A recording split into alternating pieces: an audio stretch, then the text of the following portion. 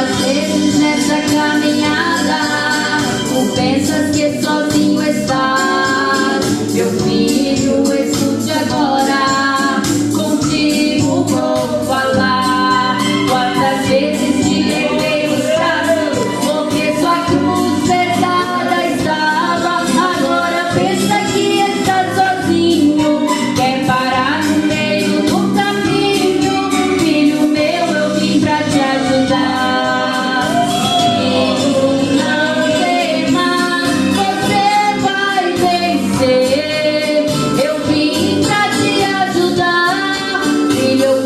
Pra te socorrer, tu pensas que não consegue.